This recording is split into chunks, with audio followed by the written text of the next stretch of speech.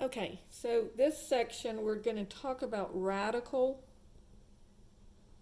equations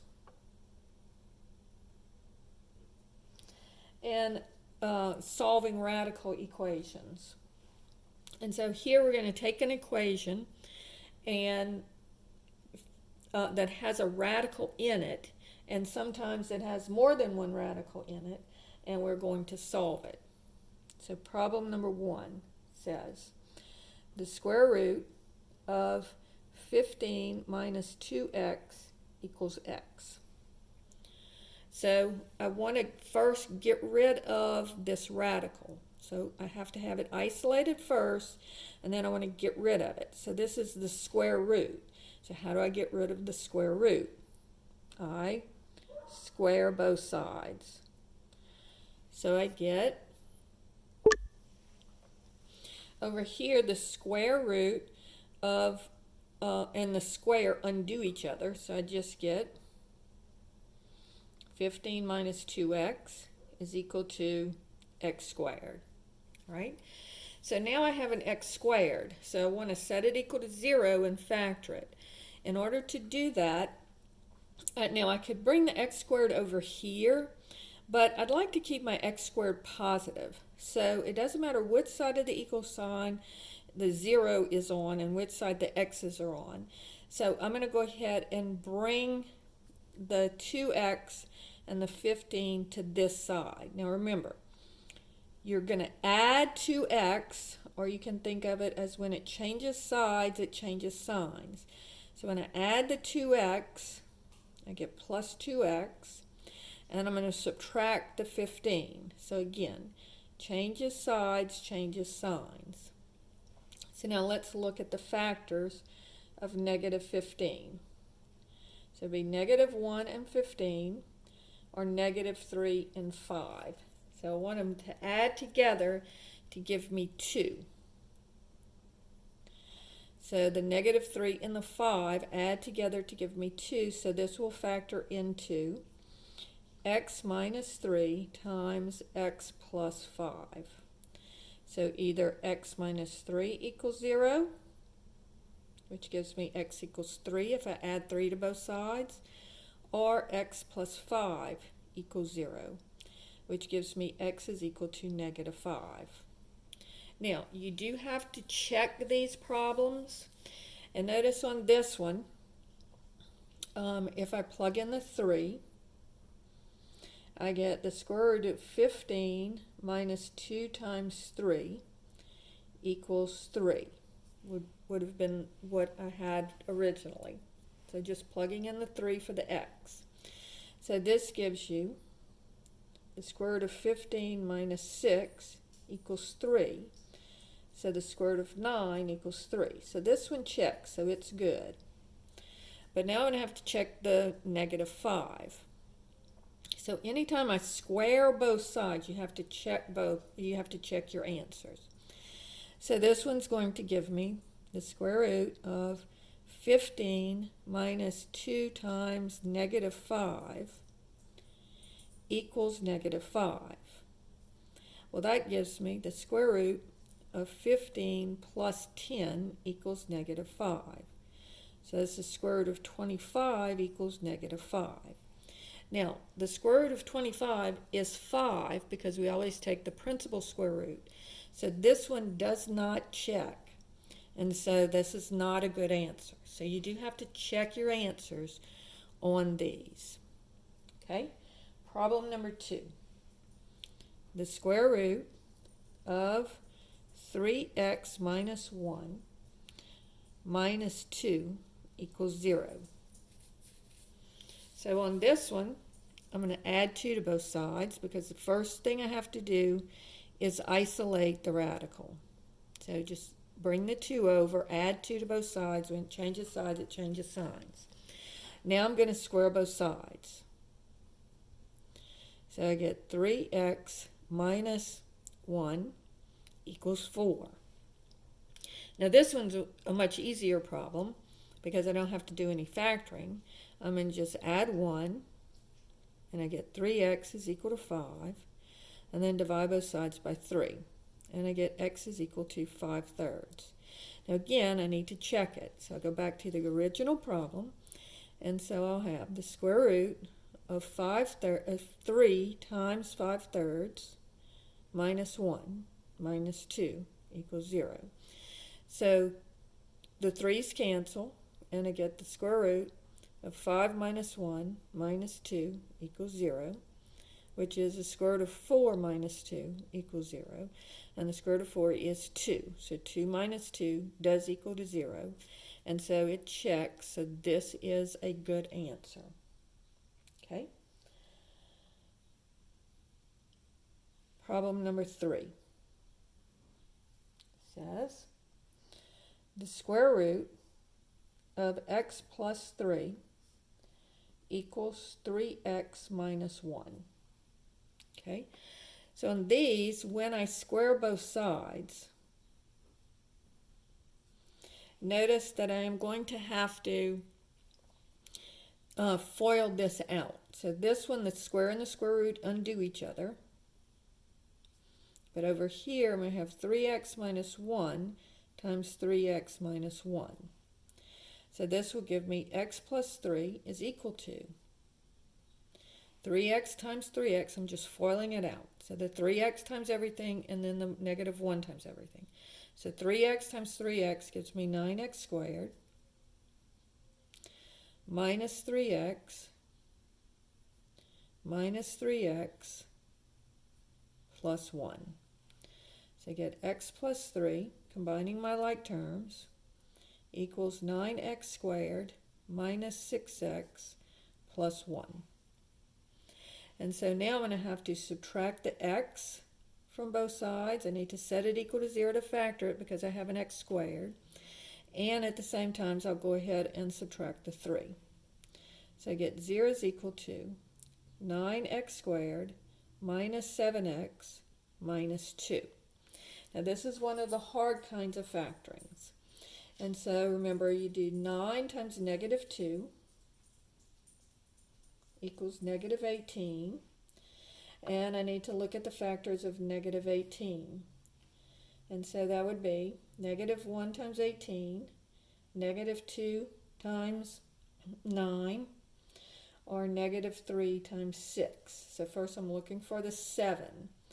So the negative 2, this gives me 3, this gives me 7. But I don't want 7, I want negative 7, which tells me right number but wrong signs. So this becomes plus 2 and minus 9.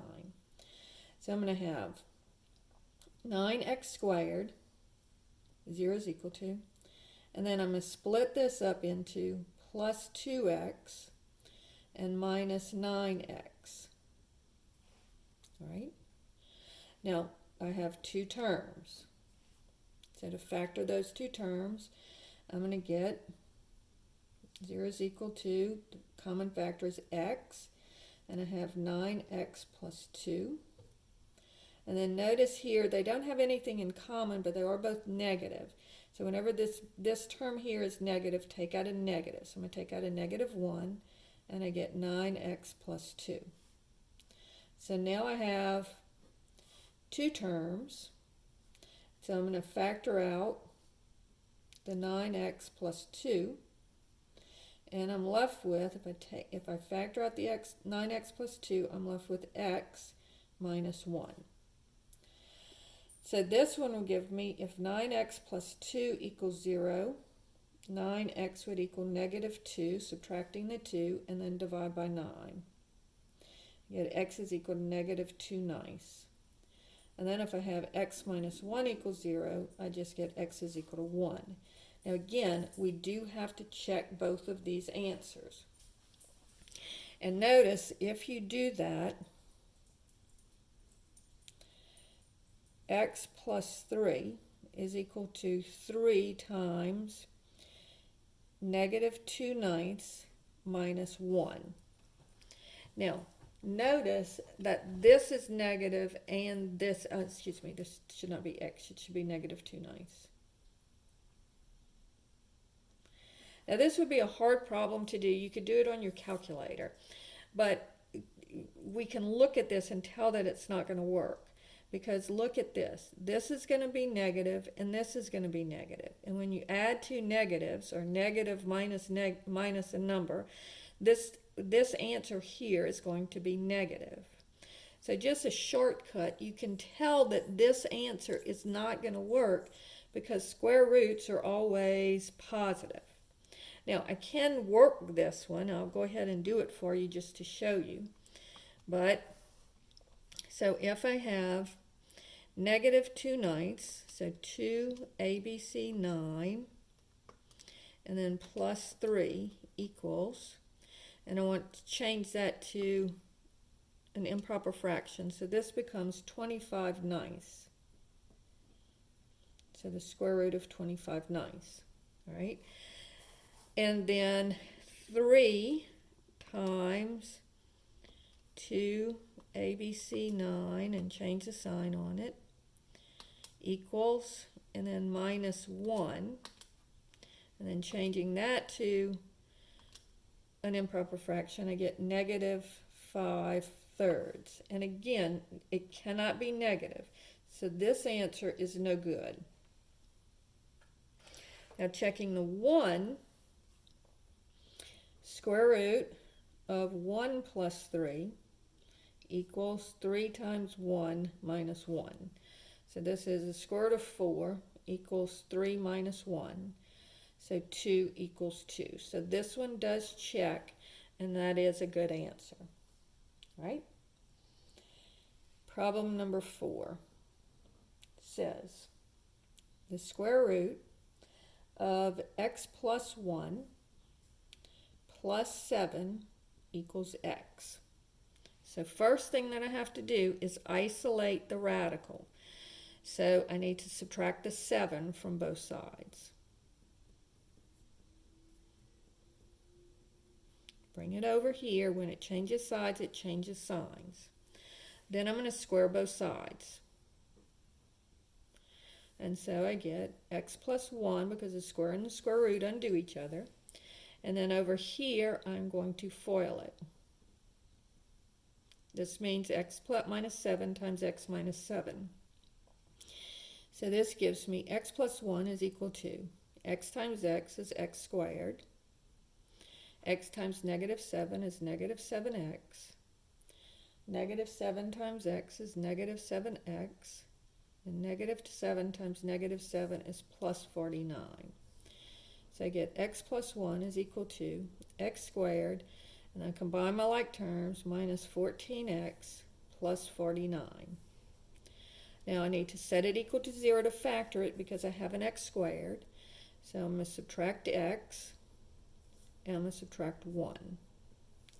So I get 0 is equal to x squared minus 15x plus 48.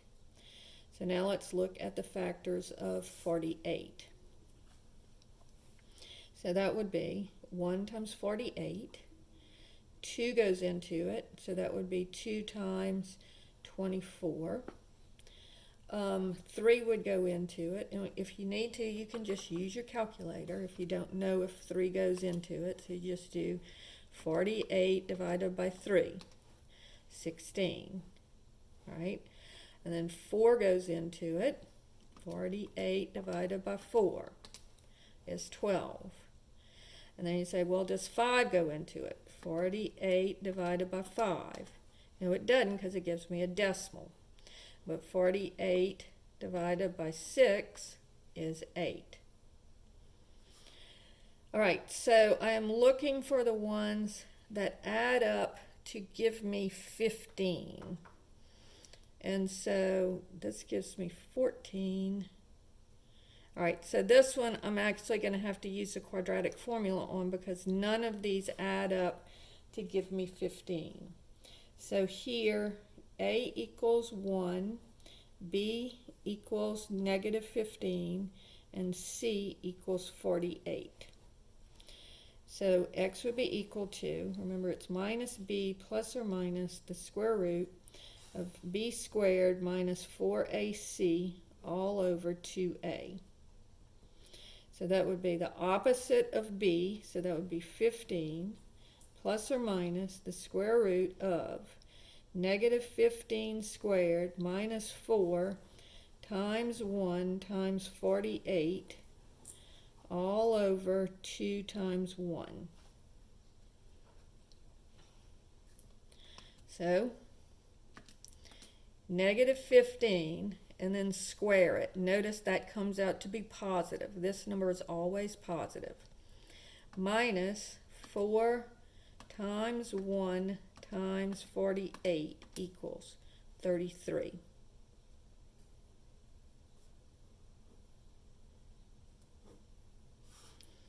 Right? And so you would get that as your answer. Now, again, if I do the negative one, so getting decimal approximations here, if I take the square root of 33, add 15, and then divide by 2, I get two answers. One is 10.37, and the other one is going to be 15 minus the square root of 33 equals, and then divided by 2, gives me 4.63 if I round it off to two decimal places. All right, so if I plug in 10.37, notice that 10.37 minus 7 would be positive, and so this one will check. So that's going to be a good answer because it turns out to be positive. But if I plug in 4.73, 4.73 minus 7 is going to give me a negative number. And a square root can never equal a negative number. So this one does not check. So you can kind of visually look at it and tell if it checks or not.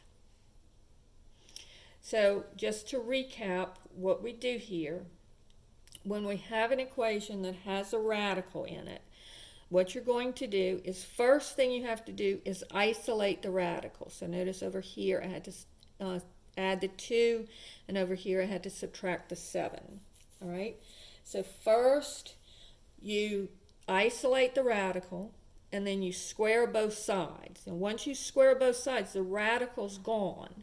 So sometimes you'll have a problem that you have to factor, sometimes you won't. But these problems we already know how to work. So once you've squared both sides, you come to a problem that you already know how to work, and you just work that problem, whether it has to be by factoring or by using the quadratic formula. Okay? So that is how you solve radical equations.